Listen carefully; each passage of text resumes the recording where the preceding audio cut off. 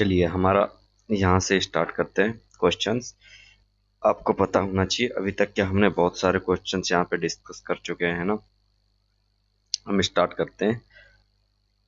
चलिए तो इससे पहले हमने एसएससी जेई से रिलेटेड बहुत सारे वीडियो डाल चुके हैं और यहाँ पे अभी हम स्टेट एई की स्टेट एई की है ना, हम बात कर स्टेट एई के क्वेश्चन डिस्कस कर रहे हैं, जिससे कि आपका क्या हो, जो एसएससी जेई का पेपर होगा उसमें आपका जो कहना चाहिए परफॉर्मेंस अच्छा बेटर होने पाए, इसीलिए आपको एसएससी जेई स्टेट एई के क्वेश्चन करवाया जा रहा है। ठीक है, तो आपको ध्यान देना है इस बात का। चलिए आगे बढ़ते हैं बिना समय को गवाए हुए। तो चलिए क्वेश्चन स्टार्ट करते हैं। फिलहाल में यहाँ पे क्वेश्चन क्या बोल रहा है, क्वेश्चन नंबर 16 से इससे पहले क्वेश्चन हमने कंप्लीट कर चुके हैं। तो मेरे भाई एक चीज मैं आपको बता दूं, आपने आपने जो एसएससी के प्रीवियस ईयर आपने लगा लिए, ठीक है, उसके बाद में स्टेट एई लगा लिए, समझ रहे हो बात को, स्टेट एई आपने लगा लिए, उसके बाद में आपने क्या लगा लिया, ईएससी लगा लिया, राइट, ईएससी लगा लिया, ठीक है, जो कि यूपीएससी होता है ना, ये लगा लिए, और ये होता है पीएससी आपके, ठीक है, और ये होता है एसएससी एसएससी, ठीक है। तो ये आपने कमीशन वाले सारे क्वेश्चन लगा लिए, तो यार आपको कोई नहीं रोक सकता। फिर मेंस की मैं यदि बात करता हूँ, मेंस की बात करता हूँ, तो उसमें हम लगाएंगे किसके, गेट के क्वेश्चन लगा लो, ठीक है, गेट के क्वेश्चन लगा लो। तो ये सारी चीज जो है आप इतना फॉलो करते हो, आपका सिलेक्शन कोई नहीं रोक सकता। आप ईएससी के क्वेश्चन लगा के एक बार देखना, मजा आ जाएगा आपको, समझ रहे हो बात को। चलिए, तो हम ये सारी चीज करने वाले यहाँ पे आपको सब चीज की कोई प्रीवियस ईयर क्वेश्चन पेपर करवाएंगे, तो हमारे साथ में बने रहना है, राइट। स्टार्ट करते हैं। At a point P the state of stress is P X 6 mega pascal, ठीक है, P Y equals to -2 mega pascal and Q X Y equals to 3 mega pascal, ठीक है। तो आपको ये सारी चीज दे दिया। The magnitude of principal stress for this state of stress will be. तो आपको इसमें सबसे पहली चीज यहाँ पे दे के रखा है, सिग्मा एक्स इक्वल्स टू आपको 6 मेगा पास्कल दे के रखा है। दूसरा आपको दे के रखा है आपका क्या, 6 वाई, मतलब सिग्मा वाई जो देखे रखा है कितना है, देखो जल्दी जल्दी करेंगे अपन। सिग्मा वाई जो देखे रखा है वो है आपका -2 मेगा पास्कल। फिर आपका टाउ एक्स वाई जो देखे रखा है वो देख रहा है कितना, 3 मेगा पास्कल। ये आपको वैल्यूज दे के रखा। अब आपको प्रिंसिपल स्ट्रेस वाला फार्मूला याद होना चाहिए। किसका फार्मूला, प्रिंसिपल स्ट्रेसेस का फार्मूला, राइट। तो उसका फार्मूला होता है सिग्मा मेजर, ठीक है, सिग्मा मेजर एंड माइनर, ये चीज होता है। तो इक्वल में आपका क्या होता है, sigma X plus sigma Y divide में 2, प्लस माइनस होता है अंडर रूट में आपका क्या हो जाता है, sigma X plus sigma Y का, ठीक है, होल स्क्वायर, ठीक है। और प्लस में आपका ये देखो यहाँ पे एक चीज और यहाँ पे डिफरेंस हो जाता है, यहाँ पे क्या हो जाता है, यहाँ पे माइनस आता है, ठीक है, याद रखना यहाँ पे माइनस, ठीक है। ये चीज हो गई आपकी, और बीच में आपका प्लस हो जाएगा और यहाँ पे टाउ एक्स वाई का स्क्वायर हो जाएगा। तो ये आपका फार्मूला होता है, ठीक है, sigma X minus sigma Y divide by 2 और होल का स्क्वायर प्लस आपका टाउ एक्स। बस इसमें आपको वैल्यू पुट करनी है, आपकी क्या निकल के आ जाएगी, वैल्यूज निकल कर आ जाएगी, ठीक है। तो आपका वैल्यूज यहाँ पे निकल के आ जाएगी क्या, 7 एंड -3। जल्दी जल्दी करेंगे क्योंकि हमारे पास यार बहुत सारा करना है ना, बहुत सारा है, ठीक है, क्योंकि सिविल इंजीनियर के पास में बहुत सारे क्वेश्चन रहते हैं, बहुत सारी चीजें रहती है, तो इसलिए आपको जल्दी जल्दी करना है, ठीक है। चलिए स्टार्ट करते हैं आगे और जल्दी जल्दी। The most appropriate failure theory for ductile materials. आपके फेलियर ऑफ थ्योरी से क्वेश्चन पूछ लिया, ठीक है, failure of theory most appropriate, तो डक्टाइल मटेरियल के लिए, राइट, डक्टाइल मटेरियल की जो फेलियर ऑफ थ्योरी होती है वो क्या है, डक्टाइल मटेरियल के लिए फेलियर ऑफ थ्योरी यहाँ पे चेक करो। तो डक्टाइल मटेरियल के लिए आपका जो बेस्ट थ्योरी होती है वो होती है आपकी क्या, maximum shear strain theory, strain energy theory, ठीक है, maximum shear strain energy theory, ठीक है, देखो SSE, याद रखना है, SSE। ठीक है, ठीक है, ये चीज हो गया। तो मैक्सिमम जो डक्टाइल मटेरियल है ना, डक्टाइल मटेरियल का उसकी आपकी जो थ्योरी मतलब फेलियर थ्योरी होती है वो कितनी होती है, क्या होती है, शियर स्ट्रेन। ठीक है, शियर स्ट्रेन एनर्जी थ्योरी याद रखना है डक्टाइल मटेरियल के लिए। ठीक है, डक्टाइल मटेरियल के SSE, ये याद रखना है। और इसके बाद में इससे रिलेटेड और देख लेते हैं। ठीक है, जो मैक्सिमम प्रिंसिपल स्ट्रेस थ्योरी होती है वो वो डक्टाइल मटेरियल के लिए नहीं होती है, याद रखना। Maximum principal stress theory ductile के लिए नहीं होती है। मैक्सिमम प्रिंसिपल स्ट्रेन थ्योरी, ठीक है, ये होती है आपकी ओवर एस्टिमेट कर देती है। ठीक है, over estimate the elastic strength of ductile materials. ठीक है, ओवर एस्टिमेट कर देते हैं प्रिंसिपल स्ट्रेन थ्योरी। ठीक है, उसके बाद में जो थ्योरी होती है आपकी मोस्ट अप्रोप्रिएट थ्योरी कौन सी होती है आपकी, यही वाली maximum shear strain energy theory. ठीक है, maximum shear strain energy theory आपकी क्या होती है, बेस्ट होती है। राइट, चलिए अब यहाँ पे देखो क्वेश्चन क्या बोल रहा है। क्वेश्चन नंबर 18 की बात हो रही है ना। ठीक है, तो इसमें क्या बोला जा रहा है आपका, ध्यान देना आप यहाँ पर। तो इसका सिंपल डिफ्लेक्शन क्या हो जाएगा, ml²/2EI याद रखना है। ठीक है, क्योंकि देखो कैंटिलीवर बीम है और यहाँ पे आपका मोमेंट लगा हुआ है। ठीक है, ऐसे केस में आपका ml²/2EI होता है, ml²/2EI। नेक्स्ट क्वेश्चन की बात कर लेते हैं जल्दी से। इसमें आपको बताना है क्या, रिलेशनशिप। ठीक है, तो यहाँ पे आपका कौन सा हो जाएगा, सिंपल ये वाला E=, मैंने इसका ट्रिक बताया था, E=3 के 1 में तुम। ठीक है, राइट। अब यहाँ पे देखो ये वाला इसको याद करना है, ml²/2EI। ठीक है, ये तो सिंपल ही है, इसको ये तो लगभग याद ही रहता है स्टूडेंट को, ml²/2EI। और इसका जो स्लोप होता है क्या होता है, ml/EI। ठीक है, ml/EI इसका स्लोप होता है। नेक्स्ट चलते हैं आगे। यहाँ क्वेश्चन देखना क्या बोल रहा है, a beam simply supported at both ends, simply supported at both ends of length L carries two unequal unlike couples। ठीक है, ठीक है, उसके बाद में बोल रहा है कि at the both ends if the flexor rigidity EI। ठीक है, फिर उसके बाद बोल रहा है the central deflection of beam. आपको कैसा यहाँ पे जो क्वेश्चन बोल रहा है वो किस टाइप का बोल रहा है, यहाँ पे चेक करते हैं। देखो सिंपल आपका क्वेश्चन यहाँ पे बोल रहा है कि जो बीम है आपकी वो किस तरीके की है, सिंपली सपोर्टेड तो बीम है ही है, बट आपके अनलाइक कपल मतलब कि उसका जो डायरेक्शन होगा वो आपके डिफरेंट होंगे। ठीक है, MM ये है आपका L, राइट, यहाँ पे ये C है। ठीक है, ये C है आपका, ये है A एंड ये है B, राइट, और आपका ये चीज हो गई, राइट। अब इसमें आपको बताना क्या है कि जो डिफ्लेक्शन एट सेंट्रल वो बताना है। तो इसमें ना कॉन्जुगेट बीम मेथड का यूज करके आप इजीली निकाल सकते हो। ठीक है, बहुत ही अच्छे से निकाल सकते हो। देखो तो सिंपल इसका तो याद रख लो आप, क्या ml²/8EI इसका क्या होता है, डिफ्लेक्शन होता है। ठीक है, ml²/8EI। ठीक है, एक दो तीन चार चार चीज। अच्छा देखो याद रख लो इसका 8 होता है, ml²/8EI आपका क्या होगा, डिफ्लेक्शन, सेंट्रल डिफ्लेक्शन आपका ml²/8EI होता है, राइट। ml²/8EI आपके यहाँ पर आपका डिफ्लेक्शन हो जाएगा। चलिए नेक्स्ट की बात कर लेते हैं, free body diagram is an. ये क्वेश्चन तो रिपीट वाला क्वेश्चन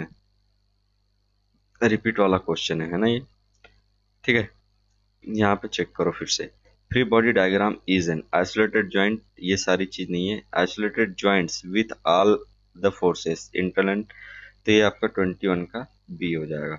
उसके बाद में आपका चेक करते हैं, नेक्स्ट क्वेश्चन चेक करना, independent displacement components at each joint of rigid jointed plane frame are. Independent displacement components at each joint of a rigid jointed, ठीक है, independent displacement components at each joint of a rigid jointed plane frame are। ठीक है, plane frame are three linear movements, one linear movements and two rotation, two linear movements and one rotation, three rotation. क्या हो जाएगा इसमें, ठीक है। तो इसमें आपका सिंपल देखो, इसमें आपका आंसर तो हो जाएगा आपका यहाँ पे C, two linear moments and one rotation. ठीक है। इंडिपेंडेंट डिस्प्लेसमेंट कंपोनेंट्स, ठीक है, at each joint of a rigid jointed plane frame. Rigid jointed plane frame जो होता है आपका, उसमें इंडिपेंडेंट डिस्प्लेसमेंट कंपोनेंट जो होते हैं टू लीनियर होते हैं। ठीक ठीक है, टू लीनियर मूवमेंट होता है और वन रोटेशन होता है। टू लीनियर मूवमेंट होता है और वो आपका एक रोटेशन होता है। ठीक है, ये चीज हो गया। नेक्स्ट की बात कर लेते हैं, नेक्स्ट की बात करते हैं आपका क्वेश्चन नंबर 23। क्वेश्चन नंबर 23 में आपका क्या हो जाएगा, which of the following methods, ठीक है, which of the following methods of a structural analysis is a force method. ठीक है, इज अ फोर्स मेथड। देखो, which of the following methods, which of the following methods of structural analysis is a force method, is a force method. ठीक, देखो इसमें क्या हो जाएगा, force method आपको बताना है। तो स्लोप डिफ्लेक्शन मेथड, ठीक है, फोर्स मेथड की बात कर रहे हैं अपन, column analogy method and moment distribution method. ठीक है, तो आपका यहाँ पे आपका यहाँ पे कौन सा हो जाएगा, सिंपल, जो फोर्स मेथड में आपका हो जाएगा क्या, column analogy method. Column analogy method आपकी क्या होती है, फोर्स मेथड। ठीक है, कॉलम एनालॉजी मेथड होती है आपकी क्या, फोर्स मेथड। तो मैं आपको यहाँ पे गिना देता हूँ फोर्स मेथड कौन कौन सी होती है। जो फोर्स मेथड होती है वो होती है आपकी मेनली फर्स्ट क्या, आपकी मेथड ऑफ कंसिस्टेंट डिफॉर्मेशन। ठीक है, मेथड ऑफ कंसिस्टेंट डिफॉर्मेशन एक होती है, कंसिस्टेंट डिफॉर्मेशन। दूसरी आपकी होती है यहाँ पे theorem of least works, theorem of least works. ठीक है, थ्योरम ऑफ, ठीक है, थ्योरम ऑफ लीस्ट वर्क। ठीक है, तीसरा आपका होता है थ्योरम ऑफ लीस्ट वर्क, तीसरा होता है आपका column analogy method, right, column analogy method, analogy method. चौथा होता है आपका, ठीक है, theorem of list deformation method हो गया, लिस्ट डिफॉर्मेशन मेथड। ठीक है, देखो थ्योरम ऑफ लिस्ट वर्क, ठीक है, थ्योरम ऑफ लिस्ट वर्क भी आपकी क्या, फोर्स मेथड होती है। और वहीं पे कॉलम एनालॉजी मेथड भी वही होती है। फ्लेक्सिबिलिटी, फ्लेक्सिबिलिटी में जो मैट्रिक्स मेथड होती है वो भी आपकी फोर्स मेथड ही होती है। ठीक है, फ्लेक्सिबिलिटी वाली भी आपकी क्या होती है, फोर्स मेथड ही होती है। तो ये फ्लेक्सिबिलिटी वाली तो याद रहेगी, फोर्स एफ एफ से। ठीक है, column analogy, column column analogy में याद रखो कि कॉलम जो है वो आपका कंप्रेसिव फोर्स लेता है, तो वो भी आपका फोर्स मेथड हो गया, क्योंकि डिफ्लेक्ट रिफ्लेक्ट नहीं होता है, क्रश होता है। ठीक है, इसलिए ये याद रखो कॉलम एनालॉजी में। Theorem of list work, theorem of list work, theorem of list work. ठीक है, तो आपका कम से कम काम करने के लिए आपको फोर्स लगता है, तो ये भी याद रखो। कम से कम काम करने के लिए क्या लगता है, फोर्स लगती है, तो ये भी याद हो गया। और कंसिस्टेंट कंसिस्टेंट, ठीक है, आपका क्या है, कंसिस्टेंट डिफॉर्मेशन मेथड जो होती है आपकी, कंसिस्टेंट डिफॉर्मेशन। तो यहाँ पे कंसिस्टेंट डिफॉर्म होने के लिए, कंसिस्टेंट डिफॉर्म करने के लिए आपको फोर्स लगेगा। ठीक है, कंसिस्टेंट डिफॉर्म करने के लिए फोर्स लगेगा। ठीक है, कंसिस्टेंट डिफॉर्मेशन करने के लिए आपको फोर्स लगेगा ही लगेगा, राइट, ये चीज हो गई। ठीक है, चलिए नेक्स्ट की हम बात करते हैं। और यहीं पे स्लोप मेथड आपकी कौन सी, डिफ्लेक्स डिस्प्लेसमेंट मेथड आपकी कौन सी हो जाती है, वो जरा चेक करते हैं। ठीक है, तो डिस्प्लेसमेंट मेथड आपकी फर्स्ट में यहाँ पे बोलूँ तो ये हो जाती है स्लोप डिफ्लेक्शन मेथड। ठीक है, स्लोप डिफ्लेक्शन, ऑलरेडी इसमें डिफ्लेक्शन आ रहा है तो डिस्प्लेसमेंट में काउंट हो जाएगी। दूसरी होती है एमडीएम, मोमेंट डिस्ट्रीब्यूशन मेथड, ये भी आपकी डिस्प्लेसमेंट मेथड होती है। और तीसरी चीज आपकी कानिस मेथड। ठीक है,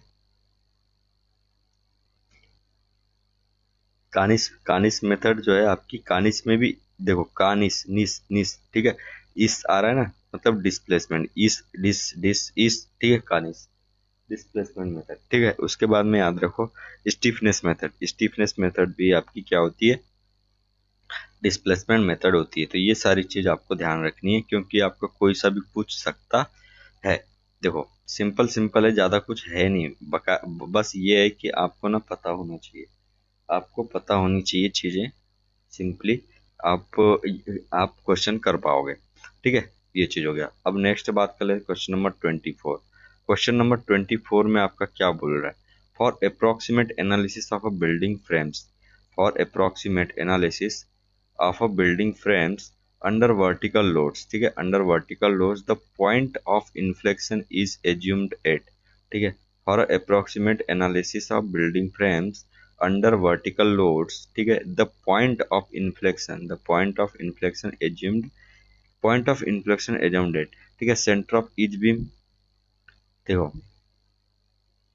बोल क्या रहा है यहाँ पे, पॉइंट ऑफ इन्फ्लेक्शन बताना है, ठीक है, centre of each beam 1/10 of the span length from each and, ठीक है, सेंटर ऑफ ईच कॉलम, क्या हो जाएगा आपका, पॉइंट ऑफ इन्फ्लेक्शन की यहाँ पे बात चल रही है, ठीक है, एज्यूम्ड बिल्डिंग फ्रेम से पॉइंट ऑफ इन्फ्लेक्शन की यहाँ पे बात हो रही है, तो इसमें सिंपली हो जाएगा आपका क्या, 1/10 ऑफ स्पान लेंथ फ्रॉम,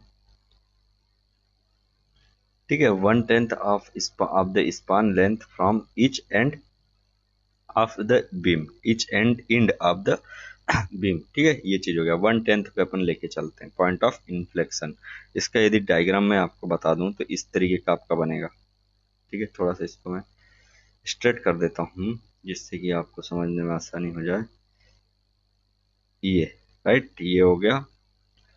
अब यहीं पे आप चेक करना, ये होता है point of inflection, this this यूं यूं यूं यूं, ठीक है, ये चीज हो जाता है,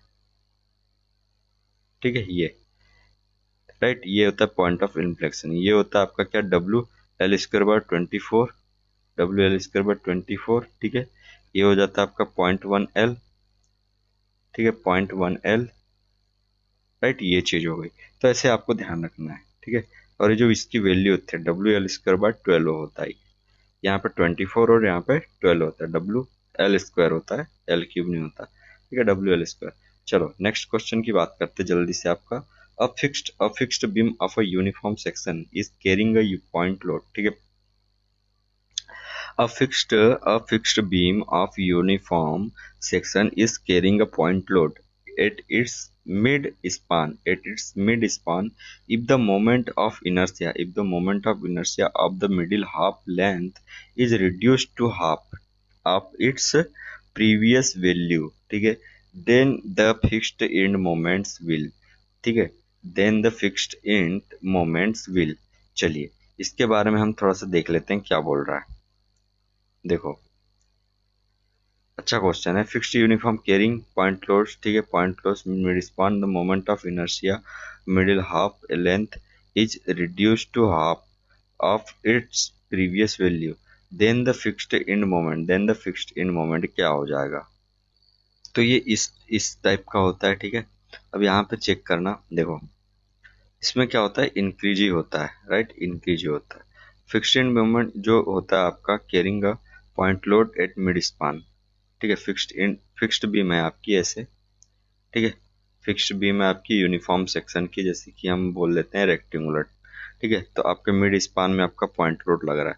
if the moment of inertia of the middle half, ठीक है, moment of inertia of the middle half length is reduced to half of its previous value, then the fixed end moment क्या हो जाएगा, बढ़ जाएगा, फिक्स्ड एंड मोमेंट बढ़ जाएगा, ठीक है, रिड्यूस कम कर दिए ना तो फिक्स्ड एंड मोमेंट बढ़ जाता है, इनर्शिया कम करोगे है ना, आई कम कर दोगे तो आपका मोमेंट बढ़ जाएगा, इंक्रीज हो जाएगा, राइट। चलिए नेक्स्ट की बात करते हैं, यहाँ क्वेश्चन देखना आप, क्वेश्चन क्या बोल रहा है 26 ठीक है, the deformation of a spring produces bye a unit load method is called, इसमें क्या हो जाएगा आपका,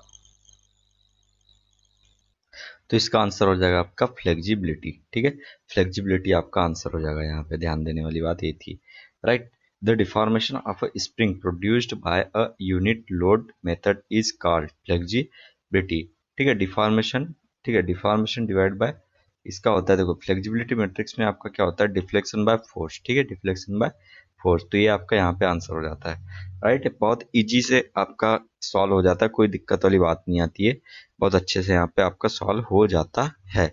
नेक्स्ट की बात कर लेते हैं, नेक्स्ट क्वेश्चन की हम बात करते हैं यहाँ पे, नेक्स्ट क्वेश्चन यहाँ पे क्या बोल रहा है जरा चेक करना, in the displacement method of a structure analysis, ठीक है, in the displacement method of a structure analysis ठीक है। द बेसिक अननोन्स आर इसमें जो डिस्प्लेसमेंट मेथड है ना, उसमें आपके बेसिक अननोन्स क्या होंगे, डिस्प्लेसमेंट होंगे या क्या होंगे। तो इसमें आपका 27 रिपीट वाला क्वेश्चन है, आपका सिंपल है, आपका क्या डिस्प्लेसमेंट ही अननोन्स होते हैं, राइट। डिस्प्लेसमेंट मेथड तो डिस्प्लेसमेंट ही अननोन होते हैं, तो ये रिपीट वाला क्वेश्चन था। नेक्स्ट की बात कर लेते हैं, आपका नेक्स्ट क्वेश्चन क्या बोल रहा है, जल्दी से चेक करते हैं। If the displacement at coordinate I due to unit force coordinate J is del I J, ठीक है, and displacement at coordinate J due to unit force at coordinate I is this, ठीक है, then according to Maxwell reciprocal theorem, ठीक है, according to Maxwell reciprocal theorem. तो इसमें ये आपका सिंपल आंसर क्या हो जाएगा, मैक्सवेल थ्योरम में आपका डेल आई जे होता है, ठीक है, डेल आई जे होता है, तो बराबर आपका डेल जे आई हो जाता है। तो इसमें कोई दिक्कत वाली बात नहीं है, ठीक है। रेसिप्रोकल का मतलब यही हो गया, ठीक है। क्वेश्चन नंबर इसका आंसर का ये हो गया, ठीक है। क्वेश्चन नंबर 29 की बात करते हैं अपन। क्वेश्चन नंबर 29 क्या बोल रहा है, ठीक है। 29 बोल रहा है आपका कि टू जनरेट द जेथ, ठीक है, कॉलम ऑफ फ्लेक्सिबिलिटी मैट्रिक्स, ठीक है, to generate jth column of flexibility matrix. इसमें क्या हो जाएगा, देखो क्या बोल रहे हैं फिर, अ unit force is applied at coordinate J and, ठीक है, आपको बताना क्या, फ्लेक्सिबिलिटी मैट्रिक्स के बारे में आपको यहाँ पे बताना है, ठीक है। A unit force is applied at coordinate J and the displacement are calculate at all coordinates, ठीक है। A unit force is applied at coordinate J and the forces are calculated at all coordinates, ठीक है। A unit displacement is applied to coordinate J and the forces are calculated at all coordinates. क्या हो जाएगा इसमें, है ना, answer क्या होगा इसका। क्वेश्चन नंबर 29 का सिंपली क्या हो जाएगा, ए हो जाएगा, राइट, ठीक है। A unit force is applied at coordinate J, ठीक है, and the displacement are calculate at all coordinates, ठीक है। तो जो आपका जे है ना, जे में हम यूनिट फोर्स अप्लाइड करेंगे और सभी का क्या निकाल लेंगे, सभी जगह से अपन क्या डिस्प्लेसमेंट निकाल लेंगे, ठीक है। एट ऑल कोऑर्डिनेट्स का हम डिस्प्लेसमेंट निकाल लेंगे। तो आपको पता होना चाहिए फ्लेक्सिबिलिटी क्या होती है। फ्लेक्सिबिलिटी जो होती है आपकी, फ्लेक्सिबिलिटी ये होती है डिफ्लेक्शन बाय फोर्स, ठीक है। डिफ्लेक्शन बाय फोर्स क्या होती है, फ्लेक्सिबिलिटी, राइट, सॉरी। तो जो आपकी 3x3 फ्लेक्सिबिलिटी मैट्रिक्स होती है, उसमें आपका क्या होता है, सिंपली आपका F11 F12 एंड F13 ये चीज हो गया। फिर वहीं पे क्या F21, राइट, F22, फिर F33, क्या कर रहे हैं, ठीक है, यहाँ पे F23 और यहाँ पे आपका F31 F32 और यहाँ पे हो जाएगा F33, ठीक है। ये चीज आपकी यहाँ पर हो जाएगी, आपको ध्यान देना है इस बात पे, राइट। चलिए नेक्स्ट की हम बात कर लेते हैं, जल्दी से नेक्स्ट क्वेश्चन की हम बात करते हैं। यहाँ पे नेक्स्ट क्वेश्चन यहाँ पे देखने में क्या है, नेक्स्ट क्वेश्चन की बात करो, यहाँ पे देखो नेक्स्ट क्वेश्चन बोल रहा है कि for statically indeterminate pin jointed plane frame, ठीक है, द रिलेशनशिप अपने को बताना, प्लेन जॉइंटेड है ना, मतलब कि पिन जॉइंटेड है, पिन जॉइंटेड, इसमें आपका रिलेशन क्या हो जाएगा, ठीक है। पिन जॉइंटेड फ्रेम की बात की जा रही है, पिन जॉइंटेड आपकी फ्रेम की बात है यहाँ पे। तो इसमें आपका क्या हो जाएगा, क्वेश्चन नंबर 30 में सिंपल इसका हो जाएगा आपका क्या, ये वाला सी, ठीक है। एम जो है member is greater than 2j-3, ठीक है, 2j-3, ठीक है। दूजे में 3 हमने एक ट्रिक भी बनाए थे, दूजे में 3, ठीक है। तो ये ग्रेटर होना चाहिए किसके लिए, फ्रेम के लिए, पिन जॉइंटेड फ्रेम के लिए आपका एम जो मेंबर है वो ग्रेटर होना चाहिए किससे, 2j-3 से। नेक्स्ट क्वेश्चन की बात कर लेते हैं, ratio of strain energy stored bye a solid soft. अच्छा क्वेश्चन है, बहुत दिन बाद में देखने को मिला। तो इस क्वेश्चन 31 का आपका क्या हो जाएगा, वैसे तो यहाँ पे ना थोड़ा सा गड़बड़ इनने क्या बोल के रखे हैं, देखे रखे हैं, देखो ratio of strain energy stored bye solid soft of a diameter d and strain energy stored bye hollow soft, ठीक है, हॉलो सॉफ्ट एक्सटर्नल दिस ये सारी चीज। तो यहाँ पे जो आपका स्ट्रेन एनर्जी का फार्मूला होता है, ये क्या होता है, T square L by 2 J G. ठीक है, ये चीज आपका फार्मूला होता है स्क्वायर, ठीक है, स्ट्रेन एनर्जी का, T square L by 2 J G. ठीक है, strain energy equals to 2 square L by 2 J G, ये चीज होती है, राइट। अब यहीं पे बात कर लो आगे, नेक्स्ट की हम बात करते हैं। नेक्स्ट में आपका क्या हो जाएगा, राइट। यहाँ पे वैसे तो फार्मूला आपका ये होना चाहिए था, पर जो आपका आंसर दिया हुआ है वो यहाँ पे सही ढंग से नहीं दिया हुआ है, ठीक है, ये थोड़ा कॉन्स्पेरेंसी है इसके बारे में। ठीक है, चलिए आगे बढ़ते हैं, फिलहाल क्वेश्चन में आगे बढ़ते हैं। नेक्स्ट क्वेश्चन देखो यहाँ जल्दी से, आपका नेक्स्ट क्वेश्चन क्या बोल रहा है, 32 है ना, क्वेश्चन नंबर 32, म्यूलर ब्रिस्ला, ठीक है, Muller Breslau principle in structural analysis used, ठीक है, किसके लिए, to obtain virtual work equation.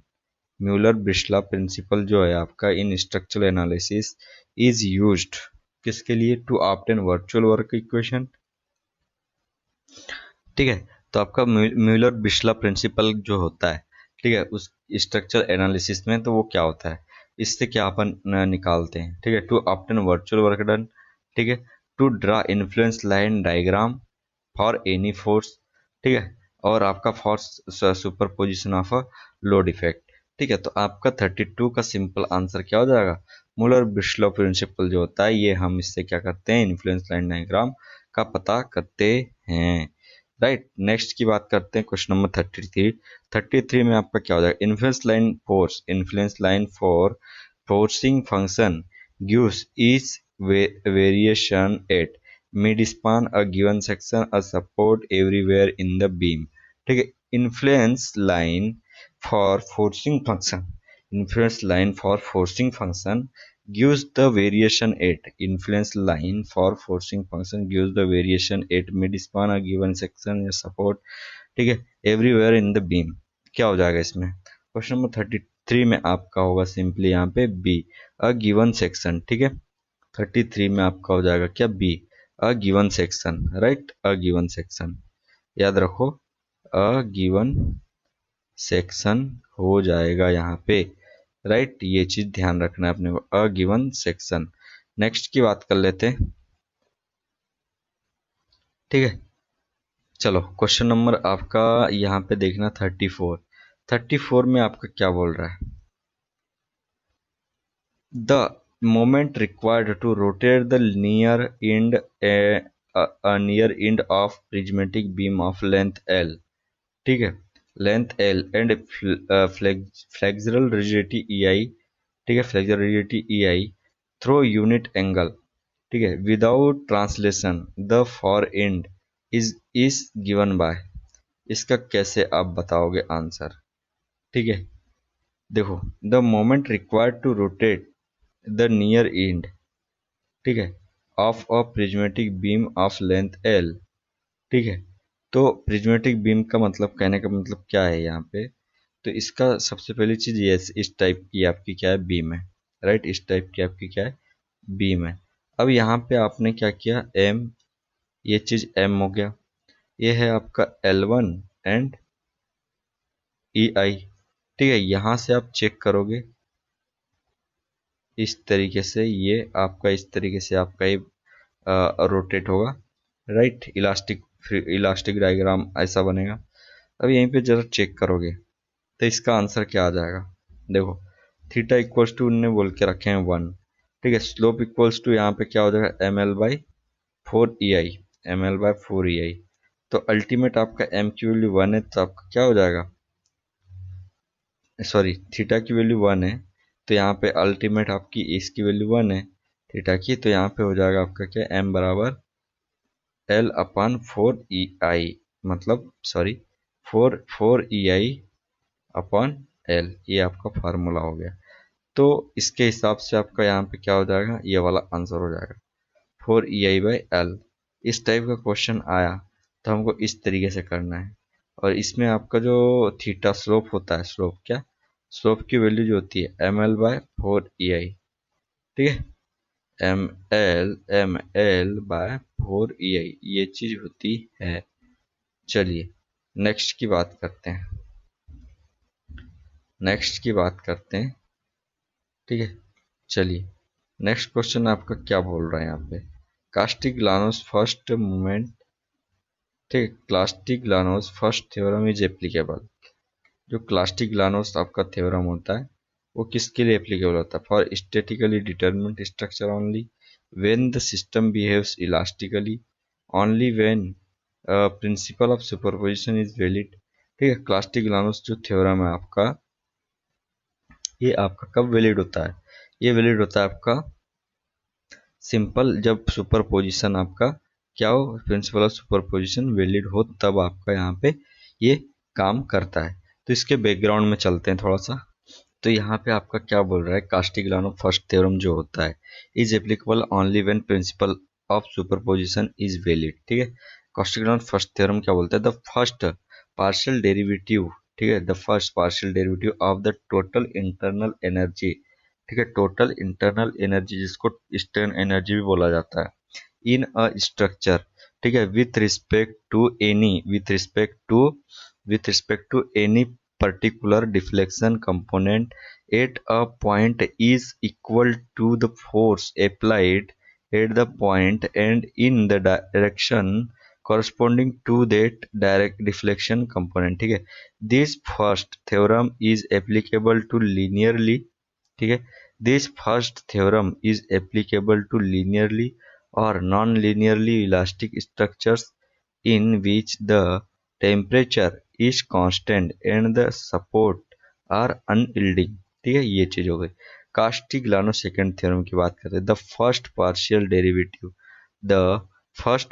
Derivative of the total internal energy, the first partial derivative, ठीक है, the first partial derivative of the total internal energy, ठीक है, strain energy in a structure with respect to the force applied at any point is equal to the, ठीक है, ये सारी कहानी है आपकी। The second theorem is Castigliano applicable to linearly elastics, मतलब हुक्स, ठीक है, हुक एंड मटेरियल जो होता है आपका, ठीक है, structures with constant temperature and yielding, ये ठीक है, वो सारी कहानी है, आपको कोई ज़्यादा उस पर ध्यान नहीं देना है। तो ये था आपका यहाँ तक 35 तक के क्वेश्चन। तो बने रहना हमारे साथ में, हम बात करते हैं नेक्स्ट लेक्चर में। Thank you for watching.